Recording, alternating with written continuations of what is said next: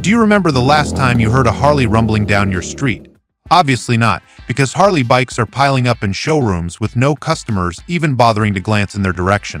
The results: a shocking 60% drop in revenue, a huge blow for a brand that once represented the American dream.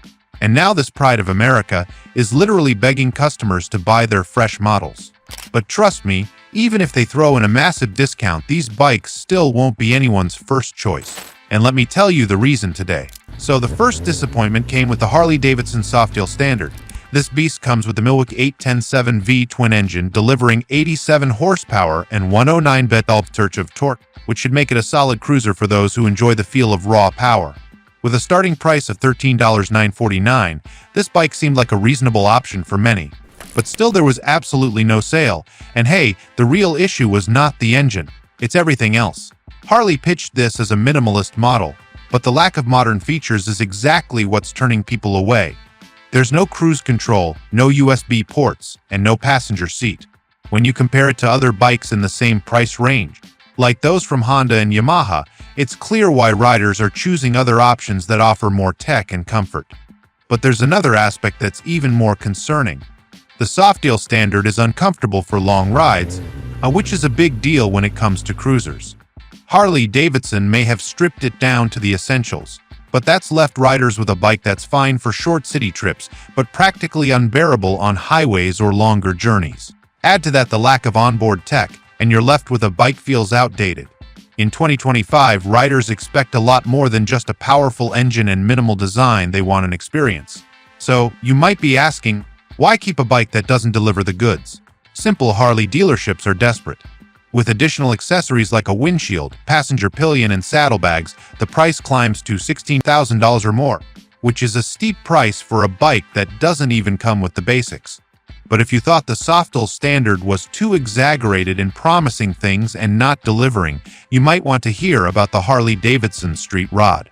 This bike was supposed to be a bold move into the sportier side of Harley's lineup. With its promise of high performance and a more aggressive design, it aimed to attract younger, thrill-seeking riders. But the reality, it fell flat in nearly every area. The Harley-Davidson Street Rod comes with a Revolution X750VV twin-engine displacing 740 neck. It delivers 68 horsepower and 74 lb-ft of torque with a 5-speed transmission that makes it seem like it should be an exciting ride. Priced at $8,699, it was positioned as an affordable, performance-focused motorcycle. But let's talk about the reality check. For all its supposed performance, the Street Rod was simply uncomfortable and underwhelming. Riders reported pain after just a short ride, thanks to high foot pegs and a narrow seat, making it nearly impossible for taller riders to feel at ease. What happened to the idea of a smooth, enjoyable ride? And it doesn't stop there. The styling of the Street Rod was another confusing aspect. Harley tried to blend cruiser elements with sport bike aesthetics, but the result was a bike that didn't feel like either. And it gets worse. While it may have looked aggressive, the bike didn't live up to its performance promises. Riders reported rattling panels, inconsistent finishes, and the occasional electrical gremlin.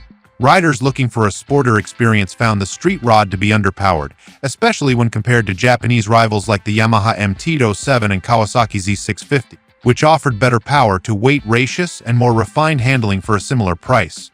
At $8,699, why settle for an underperforming Harley when you could get a better bike from the competition? All of the above two options were bad. But what if I told you one of the designers went a bit crazy when making this next model? Enter the Harley-Davidson Livewire. It's Harley's bold move into the electric future, but instead of revolutionizing the market, it ended up being a classic example of a brand trying to change too much, too fast. Let's compare it to the Street Rod. Both of these bikes failed to deliver, but at least the Street Rod had the traditional Harley rumble. The Livewire.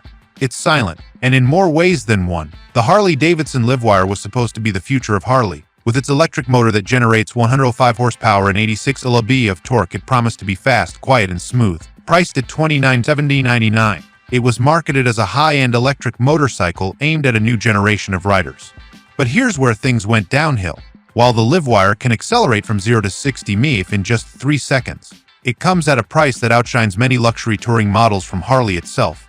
How can a bike that costs nearly $30 be worth it when the range is only 14.6 miles in the city and just 70 miles on the highway?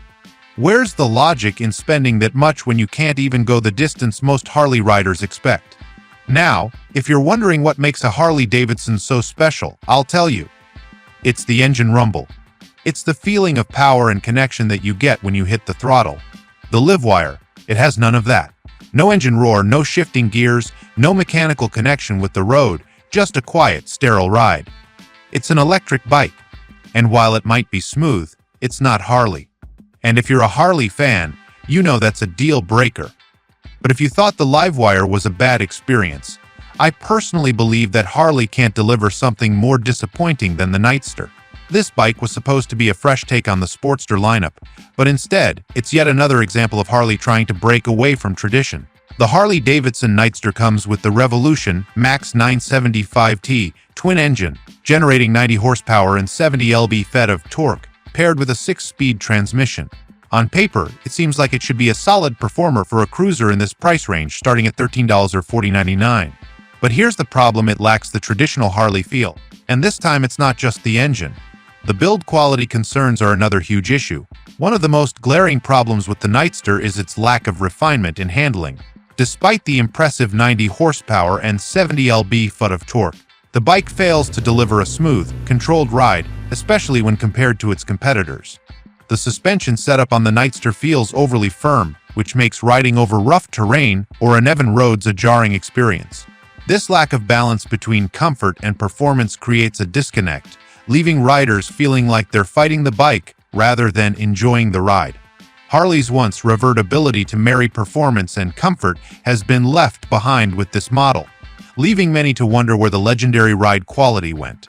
Riders have reported plasticky finishes and exposed wires, which is simply not the level of quality you expect from a Harley. For a bike that's supposed to embody craftsmanship and raw power, this just doesn't feel right. When you're paying $13.99, you expect more than something that feels like it was thrown together. What happened to the attention to detail that Harley was once known for? The styling of the Nightster also leaves much to be desired. It tries to give a nod to Sportsters of the past, but it's just too generic. And let's not forget about ergonomics. The Nightster is uncomfortable for taller riders with its mid-mounted controls and low handlebars. In comparison, models like the Yamaha MT-07 and Honda Rebel 100 offer better performance and value at similar price points. Now, last but not least, let's talk about a design failure so big that Harley-Davidson dealerships are sitting on over 500 unsold units. Yes, you heard that right. The Harley-Davidson Street 500 and Street 750 were supposed to be the gateway for new riders, but instead, they became a symbol of Harley's attempt to cater to the masses and completely missed the mark. These bikes were meant to attract first-time Harley riders with their lower price point, but they just couldn't live up to the brand's legendary reputation. The Street 500 and Street 750 come with the Revolution XV twin engine, offering 34 horsepower and 47 horsepower respectively. The Street 500 gives 20 lb of torque, while the Street 750 pushes 4 BFF. Sounds decent for an entry-level bike, right? But here's where the problem begins. With these bikes, there were constant complaints about rattling parts and loose panels. For a Harley, that's unacceptable. Buyers want quality that stands up to the test of time, and these bikes simply didn't provide that. Another overlooked issue was the lack of an engaging riding experience. Harley-Davidson motorcycles are supposed to be more than just a mode of transportation. They're meant to offer an unforgettable riding experience. With the Street 500 and 750, many riders felt disconnected from the road. The bikes lacked the robust, torquey power delivery that defines a classic Harley, making the riding experience feel flat and uninspiring. The lightweight frame and underpowered engines left many riders yearning for the raw power they've come to expect from the brand. And for those who were new to riding, the lack of thrilling performance just made the experience feel more like a commuter bike, rather than the open-road freedom Harley is famous for. Here's the kicker: the Street 550 were priced at $695 and $490 respectively. While that might seem like a bargain for a Harley, it wasn't enough to make up for the lack of excitement or quality. In fact, at this price, they were up against bikes like the Honda Rebel 500 and Yamaha Bolt, which offered better performance and better value.